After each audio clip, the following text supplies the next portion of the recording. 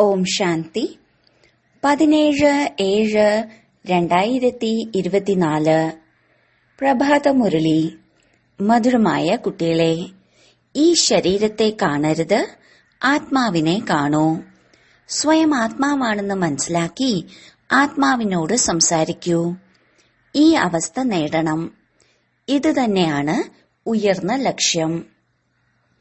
ചോദ്യം: നിങ്ങൾ കുട്ടികൾ അച്ഛനോടൊപ്പം മുകളിൽ, അതായത് വീട്ടിലേക്ക് എപ്പോൾ പോകും?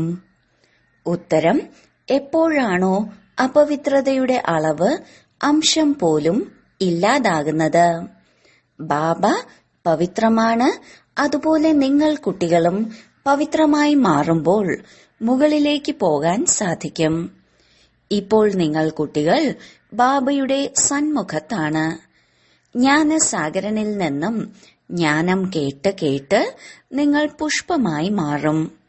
ബാബയെ ജ്ഞാനത്തിന്റെ കാര്യത്തിൽ കാലിയാക്കും. പിന്നീട് ബാബയും സംതൃപ്തനാകും. ശേഷം നിങ്ങൾ കുട്ടികൾ ശാന്തിധാമത്തിലേക്ക് പോകും. അവിടെ ജ്ഞാനം നൽകുന്നത് അവസാനിക്കും. എല്ലാം നൽകിക്കഴിഞ്ഞാൽ പിന്നെ ബാബയുടെ പാർട്ട് ശാന്തിയിലിരിക്കുക എന്നതാണ്. ഓം ശാന്തി. ശിവഭഗവാൻ ഉവാച.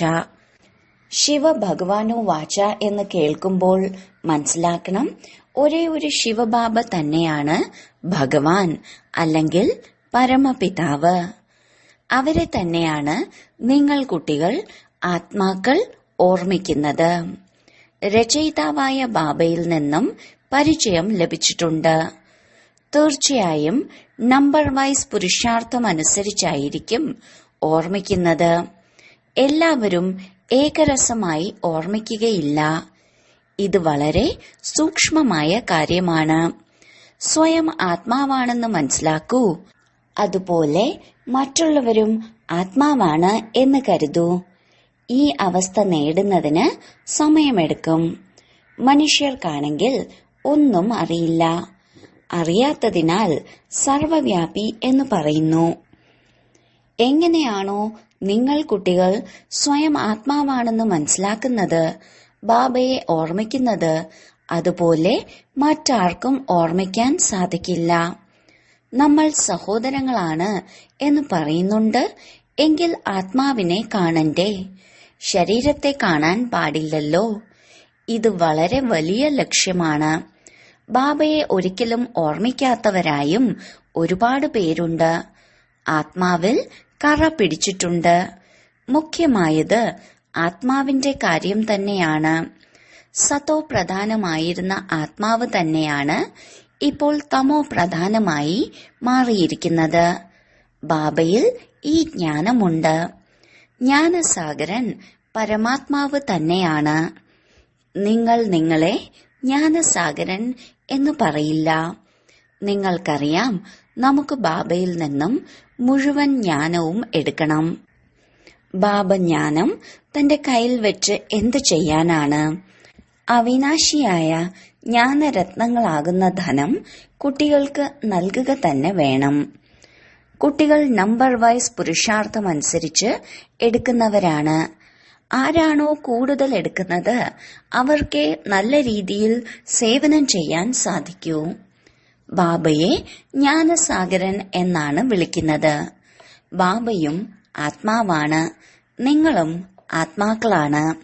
നിങ്ങൾ ആത്മാക്കൾ മുഴുവൻ ജ്ഞാനവും പ്രാപ്തമാക്കുകയാണ്. ബാബ എങ്ങനെ സദാ പവിത്രമാണോ, അതുപോലെ നിങ്ങളും സദാ പവിത്രമായി മാറും. പിന്നീട് അപവിത്രതയുടെ അംശം പോലും ഇല്ലാതെയാകുമ്പോൾ നിങ്ങൾ മുകളിലേക്ക് പോകും. ബാബ ഓർമ്മയുടെ യാത്രയ്ക്കായുള്ള യുക്തികൾ പഠിപ്പിക്കുകയാണ്. മുഴുവൻ ദിവസവും ഓർമ്മ നിലനിൽക്കുന്നില്ല എന്ന കാര്യം അറിയാവുന്നതാണ്. ഇവിടെ നിങ്ങൾ കുട്ടികളെ അച്ഛൻ സന്മുഖത്തിരുത്തി പഠിപ്പിക്കുകയാണ്. ബാക്കിയുള്ള കുട്ടികളാരും സന്മുഖത്ത് കേൾക്കുന്നില്ല. മുരളി പഠിക്കുകയാണ് ചെയ്യുന്നത്. ഇവിടെ നിങ്ങൾ സന്മുഖത്താണ്. സ്വയം ആത്മാവാണെന്ന് മനസ്സിലാക്കി ബാബയെ ഓർമ്മിക്കൂ. അതുപോലെ ജ്ഞാനത്തെയും ധാരണ ചെയ്യൂ. നമുക്ക് ബാബയെ പോലെ സമ്പൂർണ്ണ ജ്ഞാനസാഗരമായി മാറണം. മുഴുവൻ ജ്ഞാനവും മനസ്സിലാക്കിയാൽ ബാബയെ ജ്ഞാനത്തിന്റെ കാര്യത്തിൽ കാലിയാക്കലാണ്. പിന്നെ ബാബയും സംതൃപ്തനാകും. ബാബ പിന്നെയും ജ്ഞാനം തുള്ളി തുള്ളിയായി നൽകിക്കൊണ്ടിരിക്കും എന്നല്ല. എല്ലാം നൽകിക്കഴിഞ്ഞാൽ പിന്നെ ബാബയുടെ പാർട്ട് ശാന്തിയിലിരിക്കുക എന്നതാണ്. നിങ്ങളും സൈലൻസിൽ ഇരിക്കുമ്പോൾ ജ്ഞാനം തുള്ളി തുള്ളിയായി നൽകില്ലല്ലോ. ഇതും ബാബ മനസ്സിലാക്കി തന്നിട്ടുണ്ട്. ആത്മാവാണ് സംസ്കാരം കൊണ്ടുപോകുന്നത്. ഏതെങ്കിലും സന്യാസിയുടെ ആത്മാവാണെങ്കിൽ അവർ ചെറുപ്പത്തിൽ തന്നെ ശാസ്ത്രങ്ങൾ പഠിക്കാൻ തുടങ്ങും. പിന്നീട് അവർക്ക് വളരെ അധികം പ്രശസ്തിയും ഉണ്ടാകും. ഇപ്പോൾ നിങ്ങൾ വന്നിരിക്കുന്നത് പുതിയ ലോകത്തിലേക്ക് പോകുന്നതിനായാണ്. ജ്ഞാനത്തിന്റെ സംസ്കാരവും കൊണ്ട് അവിടേക്ക് പോകാൻ സാധിക്കില്ല. ഈ സംസ്കാരം ഇല്ലാതാകുന്നു. ബാക്കി ആത്മാവിന് തന്റെ പുരുഷാർത്ഥത്തിന്റെ ആധാരത്തിൽ തന്റെ സ്ഥാനം നേടണം. പിന്നീട് നിങ്ങളുടെ ശരീരത്തിന് പേരുണ്ടാകും. ശിവബാബയാണെങ്കിൽ നിരാകാരനാണ്. പറയുന്നു, ഈ കർമ്മേന്ദ്രിയങ്ങൾ വാടകയ്ക്ക് എടുക്കുകയാണ്. ബാബ വരുന്നത് കേവലം കേൾപ്പിക്കുന്നതിനായിയാണ്. ബാബ സ്വയം ജ്ഞാനസാഗരനല്ലേ. അതിനാൽ ബാബ ആരുടെയും ജ്ഞാനം കേൾക്കില്ല. മുഖം കൊണ്ട് മാത്രമാണ് ബാബ മുഖ്യമായ കാര്യം ചെയ്യുന്നത്. എല്ലാവർക്കും വഴി പറഞ്ഞു തരാൻ വേണ്ടിയാണ് വരുന്നത് തന്നെ. അല്ലാതെ കേട്ടിട്ട് എന്ത് ചെയ്യാനാണ്? ഇങ്ങനെയെല്ലാം ചെയ്യൂ എന്ന് ബാബ സദാ കേൾപ്പിച്ചുകൊണ്ടിരിക്കുന്നു. മുഴുവൻ വൃക്ഷത്തിന്റെയും ജ്ഞാനം കേൾപ്പിക്കുന്നു. നിങ്ങൾ കുട്ടികളുടെ ബുദ്ധിയിലുണ്ട്, പുതിയ ലോകം വളരെ ചെറുതായിരിക്കും. ഈ പഴയ ലോകം എത്ര വലുതാണ്! മുഴുവൻ ലോകത്തിലുമായി എത്ര ലൈറ്റാണ് പ്രകാശിക്കുന്നത്! ലൈറ്റിലൂടെ എന്തെല്ലാമാണ് സംഭവിക്കുന്നത്! അവിടെയാണെങ്കിൽ ലോകവും ചെറുതായിരിക്കും, ലൈറ്റും ചെറുതായിരിക്കും. ഒരു ചെറിയ ഗ്രാമം പോലെ ആയിരിക്കും. ഇപ്പോൾ എത്ര വലിയ വലിയ ഗ്രാമങ്ങളാണ്! അവിടെ ഇത്രയും പേരുണ്ടാകില്ല. മുഖ്യമായ വളരെ കുറച്ച് വഴികളുണ്ടാകും. 5 തത്വങ്ങളും അവിടെ സതോ പ്രധാനമായിരിക്കും. ഒരിക്കലും ചഞ്ചലമാകില്ല. സുഖധാമം എന്നാണ് വിളിക്കുന്നത്. പേര് തന്നെ സ്വർഗം എന്നാണ്. മുന്നോട്ടു പോകവേ നിങ്ങൾ എത്രത്തോളം ബാബയ്ക്ക് സമീപത്തെത്തുന്നുവോ അത്രയും വൃദ്ധി ഉണ്ടാകും. ബാബയും സാക്ഷാത്കാരങ്ങൾ കാണിച്ചു തരും. പിന്നീട് ആ സമയത്ത് യുദ്ധത്തിന് ആയുധങ്ങളുടെയോ വിമാനത്തിന്റെയോ ആവശ്യം പോലും ഉണ്ടാകില്ല. അവർ പറയും, ഞങ്ങൾക്ക് ഇവിടെ ഇരുന്നു കൊണ്ട് തന്നെ എല്ലാത്തിനെയും നശിപ്പിക്കാൻ സാധിക്കും. പിന്നീട് ഈ വിമാനങ്ങൾ കൊണ്ട് എന്തെങ്കിലും പ്രയോജനം ഉണ്ടാകുമോ? പിന്നീട് ചന്ദ്രനിൽ പ്ലോട്ട് നോക്കാനൊന്നും പോകില്ല. ഇതെല്ലാം സയൻസിന്റെ അനാവശ്യ അഹങ്കാരമാണ്. എത്ര ഷോ കാട്ടുന്നു! ജ്ഞാനത്തിൽ എത്ര സൈലൻസ് ആണ്! ഇതിനെ ഈശ്വരന്റെ വരദാനം എന്നാണ് പറയുന്നത്. സയൻസിലാണെങ്കിൽ ബഹളം തന്നെ ബഹളമാണ്. അവർക്ക് ശാന്തി എന്താണെന്ന് പോലും അറിയില്ല. നിങ്ങൾക്കറിയാം, വിശ്വത്തിൽ ശാന്തിയുണ്ടായിരുന്നത് പുതിയ ലോകത്തിലാണ്. അതാണ് സുഖധാമം. ഇപ്പോഴാണെങ്കിൽ ദുഃഖവും അശാന്തിയുമാണ്. ഇതും മനസ്സിലാക്കി കൊടുക്കണം. നിങ്ങൾ ശാന്തിയാണ് ആഗ്രഹിക്കുന്നത്, ഒരിക്കലും അശാന്തി ഇഷ്ടപ്പെടുന്നില്ല. എന്നാൽ അത് ശാന്തിധാമത്തിലും സുഖധാമത്തിലും മാത്രമാണ് ഉള്ളത്. സ്വർഗം എല്ലാവരും ആഗ്രഹിക്കുന്നുണ്ട്. ഭാരതവാസികളാണ് വൈകുണ്ഠം അഥവാ സ്വർഗം ഓർമ്മിക്കുന്നത്. മറ്റ് ധർമ്മത്തിലുള്ളവർ വൈകുണ്ഠം ഓർമ്മിക്കുന്നില്ല. അവർ കേവലം ശാന്തി ഓർമ്മിക്കും. സുഖം ഓർമ്മിക്കാൻ സാധിക്കില്ല. നിയമമില്ല. സുഖം ഓർമ്മിക്കുന്നത് നിങ്ങൾ മാത്രമാണ്.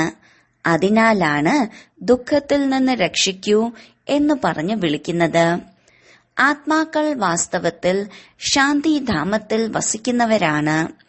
ഇതും ആർക്കും അറിയില്ല. ബാബ മനസ്സിലാക്കി തരുന്നു, നിങ്ങൾ വിവേകമില്ലാത്തവരായിരുന്നു. എപ്പോൾ മുതലാണ് വിവേകശൂന്യരായി മാറിയത്? 16 കലയിൽ നിന്നും 14-12 കലയുള്ളവരായി മാറി. അർത്ഥം വിവേകശൂന്യരായി മാറിക്കൊണ്ടിരുന്നു. ഇപ്പോൾ ഒരു കലയും അവശേഷിക്കുന്നില്ല. സ്ത്രീകൾക്ക് എന്തുകൊണ്ട് ദുഃഖമുണ്ടാകുന്നു എന്നിങ്ങനെയുള്ള വിഷയങ്ങളിൽ സമ്മേളനങ്ങൾ നടത്തിക്കൊണ്ടിരിക്കുന്നു. പക്ഷെ ദുഃഖം മുഴുവൻ ലോകത്തിലുമുണ്ട്. അളവില്ലാത്ത ദുഃഖമാണ്. ഇപ്പോൾ വിശ്വത്തിൽ ശാന്തി എങ്ങനെ ഉണ്ടാകും? ഇപ്പോൾ വളരെയധികം ധർമ്മങ്ങളുണ്ട്. മുഴുവൻ വിശ്വത്തിലും ശാന്തി ഉണ്ടാവുക എന്നത് ഇപ്പോൾ സാധ്യമല്ല. സുഖമെന്താണ് എന്നത് അറിയുന്നേയില്ല. നിങ്ങൾ കുട്ടികളിരുന്ന് മനസ്സിലാക്കിക്കൊടുക്കും. ഈ ലോകത്തിൽ അനേക പ്രകാരത്തിലുള്ള ദുഃഖങ്ങളുണ്ട്, അശാന്തിയുണ്ട്. നമ്മൾ ആത്മാക്കൾ വന്നത് ശാന്തിധാമത്തിൽ നിന്നാണ്.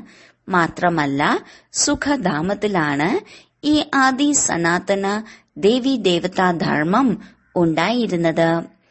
ആദി സനാതന ഹിന്ദു ധർമ്മം എന്ന് പറയാറില്ല. ആദി അർത്ഥം പ്രാചീനം. അത് സത്യയുഗത്തിലായിരുന്നു. ആ സമയത്ത് എല്ലാവരും പവിത്രമായിരുന്നു. അത് നിർവികാരി ലോകമായിരുന്നു. വികാരത്തിന്റെ പേര് പോലുമില്ല. വ്യത്യാസമില്ലേ? അതിനാൽ ആദ്യമാദ്യം നിർവികാരിത ആവശ്യമാണ്. അതിനാലാണ് ബാബ പറയുന്നത്, മധുരമധുരമായ കുട്ടികളെ, കാമത്തിനു മേൽ വിജയം നേടൂ. സ്വയം ആത്മാവാണെന്ന് മനസ്സിലാക്കൂ. ഇപ്പോൾ ആത്മാവ് അപവിത്രമായിരിക്കുന്നു. ആത്മാവിൽ കറ പറ്റിയിരിക്കുന്നു. അതിനാൽ ആഭരണവും അങ്ങനെയുള്ളതാണ് ഉണ്ടാവുക. ആത്മാവ് പവിത്രമാണെങ്കിൽ ആഭരണവും പവിത്രമായിരിക്കും. അതിനെയാണ് നിർവികാരി ലോകം എന്ന് പറയുന്നത്. ആൽമരത്തിന്റെ ഉദാഹരണവും നിങ്ങൾക്ക് നൽകാൻ സാധിക്കും. മുഴുവൻ വൃക്ഷവും നിൽക്കുന്നുണ്ട്, എന്നാൽ അടിത്തറ ഇല്ല. ഈ ആദി സനാതന ദേവീദേവതാ ധർമ്മം മാത്രമില്ല, ബാക്കിയെല്ലാം നിൽക്കുന്നുണ്ട്. എല്ലാവരും അപവിത്രമാണ്. അതിനാൽ ഇവരെയാണ് മനുഷ്യർ എന്ന് പറയുന്നത്. അവരെ ദേവത എന്നാണ് വിളിക്കുന്നത്. ഞാൻ മനുഷ്യനെ ദേവതയാക്കി മാറ്റാനായി വന്നതാണ്. 84 ജന്മങ്ങൾ എടുക്കുന്നതും മനുഷ്യരാണ്. ഏണിപ്പടി കാണിച്ചു കൊടുക്കണം. തമോ പ്രധാനമാകുമ്പോഴാണ് ഹിന്ദു എന്ന് വിളിക്കുന്നത്. ദേവത എന്ന് വിളിക്കാൻ കഴിയില്ല. എന്തെന്നാൽ പതീതമാണ്. ഇതാണ് ഡ്രാമയിലെ രഹസ്യം. ഇല്ലെങ്കിൽ ഹിന്ദു ധർമ്മം എന്നൊന്ന് ഇല്ലേ ഇല്ല. നമ്മൾ തന്നെയായിരുന്നു ആദി സനാതന ദേവീ ദേവതകൾ. ഭാരതം തന്നെയായിരുന്നു പവിത്രമായിരുന്നത്. ഇപ്പോൾ അപവിത്രമാണ്. അതിനാലാണ് സ്വയം ഹിന്ദു എന്ന് പറയുന്നത്. ഹിന്ദു ധർമ്മം ആരും സ്ഥാപിച്ചതല്ല. ഇത് കുട്ടികൾ വളരെ നല്ല രീതിയിൽ ധാരണ ചെയ്ത് മനസ്സിലാക്കി കൊടുക്കണം. ഇന്ന് കാലത്ത് ആരും ഇത്ര സമയം നൽകുന്നില്ല. കുറഞ്ഞത് അരമണിക്കൂർ നൽകിയാലും പോയിന്റുകൾ കേൾപ്പിക്കണം. അനേകം പോയിന്റ്സ് ഉണ്ട്. പിന്നീട് അതിൽ നിന്നും വളരെ മുഖ്യമായത് കേൾപ്പിക്കണം. പഠിപ്പിലും മുന്നേറുമ്പോൾ സഹജമായ അല്ലാഹുവും സമ്പത്തും എന്നതൊന്നും ഓർമ്മയിൽ ഉണ്ടാകില്ല. അത് മറന്നുപോയിട്ടുണ്ടാകും. നിങ്ങളോടും പറയും, ഇപ്പോൾ നിങ്ങളുടെ ജ്ഞാനം മാറിയിരിക്കുന്നു. ഹേയ്, പഠിപ്പിൽ മുകളിലേക്ക് പോകുന്തോറും ആദ്യം പഠിച്ചത് മറന്നു പോകുമല്ലോ. ബാബയും നമുക്ക് നിത്യവും പുതിയ പുതിയ കാര്യങ്ങൾ കേൾപ്പിക്കുന്നു. ആദ്യം സഹജമായിരുന്നു, എന്നാൽ ഇപ്പോൾ ഗൂഹ്യമായ കാര്യങ്ങൾ കേൾപ്പിക്കുന്നു. ജ്ഞാനസാഗരനല്ലേ? കേൾപ്പിച്ച് കേൾപ്പിച്ച് അവസാനം 2 വാക്കുകൾ പറയുന്നു, അല്ലാഹുവിനെ മനസ്സിലാക്കിയെങ്കിൽ അത് മതി. അല്ലാഹുവിനെ മനസ്സിലാക്കുന്നതിലൂടെ സമ്പത്തിനെയും അറിയും. ഇത്ര മാത്രം മനസ്സിലാക്കി കൊടുത്താലും മതി. കൂടുതൽ ജ്ഞാനം ധാരണ ചെയ്യാൻ സാധിക്കാത്തവർക്ക് ഉയർന്ന പദവി പ്രാപ്തമാക്കാനും സാധിക്കില്ല. പാസ് വിത്ത് ഓണർ ആകാൻ സാധിക്കില്ല. കർമാതീത അവസ്ഥ നേടാൻ സാധിക്കില്ല. ഇതിൽ വളരെ വലിയ പ്രയത്നം ആവശ്യമാണ്. ഓർമ്മയുടെയും പരിശ്രമം വേണം. ജ്ഞാനം ധാരണ ചെയ്യുന്നതിലും പ്രയത്നിക്കണം. 2 കാര്യത്തിലും എല്ലാവരും സമർത്ഥരാവുക ഇതും സാധ്യമല്ല. രാജധാനി സ്ഥാപിച്ചുകൊണ്ടിരിക്കുകയാണ്. എല്ലാവരും എങ്ങനെ നരനിൽ നിന്നും നാരായണനായി മാറും? ഈ ഗീതാ പാഠശാലയുടെ പ്രഥമ ലക്ഷ്യം ഇതാണ്. ഇതാണ് ഗീതാജ്ഞാനം. ഇതാരാണ് നൽകുന്നത് എന്നതും നിങ്ങൾക്കല്ലാതെ മറ്റാർക്കും അറിയില്ല. ഇപ്പോൾ ശവപ്പറമ്പാണ്, ഇനി സ്വർഗമായി മാറണം. ഇപ്പോൾ നിങ്ങൾക്ക് ജ്ഞാനചിതയിലിരുന്ന് പൂജാരിയിൽ നിന്നും പൂജ്യരായി തീർച്ചയായും മാറണം. സയൻസും എത്ര സമർത്ഥമായിക്കൊണ്ടിരിക്കുകയാണ്. കണ്ടുപിടുത്തങ്ങൾ പുറത്തിറക്കിക്കൊണ്ടിരിക്കുന്നു. ഭാരതവാസികൾ ഓരോ കാര്യത്തിന്റെയും ബുദ്ധി വിദേശത്ത് പോയിട്ടാണ് പഠിച്ചിട്ട് വരുന്നത്. അവരും അവസാന സമയത്ത് വരുമ്പോൾ ഇത്രയും ജ്ഞാനം എടുക്കില്ല. പിന്നീട് അവിടെ ചെന്നിട്ടും ഇതേ എഞ്ചിനീയറിംഗിന്റെ ജോലി ചെയ്യും. രാജാ റാണിയായി മാറാൻ സാധിക്കില്ല. രാജാവിനും റാണിക്കും മുന്നിൽ സേവനത്തിനായി ഉണ്ടാകും. ഇങ്ങനെയുള്ള കണ്ടുപിടുത്തങ്ങൾ ചെയ്തുകൊണ്ടിരിക്കും. രാജാവും റാണിയുമായി മാറുന്നത് സുഖത്തിനു വേണ്ടിയാണ്. അവിടെ എല്ലാ സുഖങ്ങളും ലഭിക്കും. അതിനാൽ കുട്ടികൾ പൂർണമായും പുരുഷാർത്ഥം ചെയ്യണം. ഫുൾ പാസ്സായി കർമാതീത അവസ്ഥ പ്രാപിക്കണം. പെട്ടെന്ന് പോകണം എന്ന ചിന്ത വരാൻ പാടില്ല. ഇപ്പോൾ നിങ്ങൾ ഈശ്വരീയ സന്താനങ്ങളാണ്. ബാബ പഠിപ്പിച്ചുകൊണ്ടിരിക്കുകയാണ്. ഇത് മനുഷ്യരെ പരിവർത്തനപ്പെടുത്തുന്നതിനുള്ള മിഷനാണ്. ബൗദ്ധികളുടെയും അതുപോലെ ക്രിസ്ത്യൻസിന്റെയും മിഷനറികൾ ഉണ്ടാകുമല്ലോ. ക്രിസ്ത്യൻ, ക്രിസ്തു ഇവരുടെ രീതിയും യോജിക്കുന്നതാണ്. അവർക്ക് കൊടുക്കൽ വാങ്ങലിലും വളരെയധികം ബന്ധമുണ്ട്. ആരാണോ ഇത്രയും സഹായം നൽകുന്നത് അവരുടെ ഭാഷ മുതലായവയെ ഉപേക്ഷിക്കുക എന്നതും അപമാനിക്കലല്ലേ? അവർ വരുന്നത് പിന്നാലെയാണ്. വളരെയധികം സുഖവും നേടുന്നില്ല, വളരെയധികം ദുഃഖവും അനുഭവിക്കുന്നില്ല. മുഴുവൻ കണ്ടുപിടുത്തങ്ങളും നടത്തുന്നത് അവരാണ്. ഇവിടെ പരിശ്രമിക്കുന്നുണ്ട്, പക്ഷേ കൃത്യമായത് ഒരിക്കലും നിർമ്മിക്കാൻ സാധിക്കില്ല. വിദേശത്തെ വസ്തുക്കൾ നല്ലതായിരിക്കും, സത്യസന്ധതയോടെയാണ് നിർമ്മിക്കുന്നത്. ഇവിടെയാണെങ്കിൽ സത്യത ഇല്ലാതെയാണ് നിർമ്മിക്കുന്നത്. അളവില്ലാത്ത ദുഃഖമാണ്. സർവരുടെയും ദുഃഖം ദൂരെയാക്കുന്നത് ഒരേ ഒരു ബാബയാണ്, അല്ലാതെ ഒരു മനുഷ്യനെ കൊണ്ട് സാധിക്കില്ല. വിശ്വത്തിൽ ശാന്തിയുണ്ടാകണം എന്ന് കരുതി എത്ര തന്നെ സമ്മേളനങ്ങൾ നടത്തിയാലും അവിടെയും ക്ഷീണിക്കുന്നു. കേവലം മാതാക്കളുടെ മാത്രം ദുഃഖമല്ല, ഇവിടെ അനേക പ്രകാരത്തിലുള്ള ദുഃഖങ്ങളുണ്ട്. മുഴുവൻ ലോകത്തിലും യുദ്ധത്തിന്റെയും നാശനഷ്ടത്തിന്റെയും കാര്യമേയുള്ളൂ. വിലയില്ലാത്ത പണത്തിനായി കൊലപാതകങ്ങൾ നടത്തുന്നു. അവിടെ ദുഃഖത്തിന്റെ കാര്യമേ ഉണ്ടാകില്ല. ഇതും കണക്കെടുക്കണം. യുദ്ധം എപ്പോൾ വേണമെങ്കിലും ആരംഭിക്കാം. ഭാരതത്തിൽ രാവണൻ എപ്പോഴാണോ വരുന്നത് അപ്പോൾ ആദ്യമാദ്യം വീടുകളിൽ വഴക്ക് ആരംഭിക്കുന്നു, പിണങ്ങി പിരിയുന്നു, പരസ്പരം അടിച്ചു മരിക്കുന്നു. പിന്നീടാണ് പുറത്തുള്ളവർ വരുന്നത്. ആദ്യം ബ്രിട്ടീഷുകാർ ഉണ്ടായിരുന്നില്ലല്ലോ. പിന്നീടാണ് അവർ ഇടയിൽ വന്ന് കൈക്കൂലി മുതലായവ നൽകി രാജ്യം ഭരിക്കാൻ തുടങ്ങിയത്. എത്ര പകലും രാത്രിയും തമ്മിലുള്ള വ്യത്യാസമാണ്. പുതിയവർക്ക് മനസ്സിലാക്കാൻ പറ്റില്ല. പുതിയ ജ്ഞാനമല്ലേ. പിന്നീട് ഇതിന് ലോപം സംഭവിക്കുന്നു. ബാബ ജ്ഞാനം നൽകുന്നു, പിന്നീടത് അപ്രത്യക്ഷമാകുന്നു. ഈ ഒരേ ഒരു പഠിപ്പ് ഒരേ ഒരു ബാബയിൽ നിന്നും ഒരേ ഒരു തവണ മാത്രമാണ് ലഭിക്കുന്നത്. നിങ്ങൾ ഇതായി മാറും എന്നതിന്റെ സാക്ഷാത്കാരം മുന്നോട്ടു പോകവേ നിങ്ങൾക്ക് ലഭിച്ചുകൊണ്ടിരിക്കും. പക്ഷെ ആ സമയത്ത് എന്ത് ചെയ്യാൻ സാധിക്കും? ഉന്നതി നേടാൻ സാധിക്കില്ല. റിസൾട്ട് വന്നാൽ പിന്നെ മാറ്റം ഉണ്ടാകേണ്ട സമയമാകും. പിന്നീട് കരയും, നിലവിളിക്കും. നമ്മൾ പുതിയ ലോകത്തിലേക്ക് ട്രാൻസ്ഫർ ആകും. പെട്ടെന്ന് 4 പാടും ശബ്ദം ഉയരട്ടെ എന്ന് കരുതി നിങ്ങൾ വളരെയധികം പരിശ്രമിക്കുന്നു. പിന്നീട് എല്ലാവരും സ്വയം സെന്ററിലേക്ക് ഓടിവരും. പക്ഷെ ഇത്രയും വൈകിപ്പോകും. ടു ലേറ്റ് ബോർഡ് വെച്ചിട്ടുണ്ടാകും. പിന്നീട് ഒന്നും സമ്പാദിക്കാൻ സാധിക്കില്ല. പൈസയുടെ ആവശ്യം ഉണ്ടാകില്ല. നിങ്ങൾക്ക് മനസ്സിലാക്കി കൊടുക്കുവാൻ ഈ ബാഡ്ജ് തന്നെ ധാരാളമാണ്. ഈ ബ്രഹ്മാവ് തന്നെയാണ് വിഷ്ണു, ഈ വിഷ്ണു തന്നെയാണ് ബ്രഹ്മാവ്. ഈ ബാഡ്ജ് ഇങ്ങനെയുള്ളതാണ്. ഇതിൽ മുഴുവൻ ശാസ്ത്രങ്ങളുടെയും സാരം അടങ്ങിയിരിക്കുന്നു.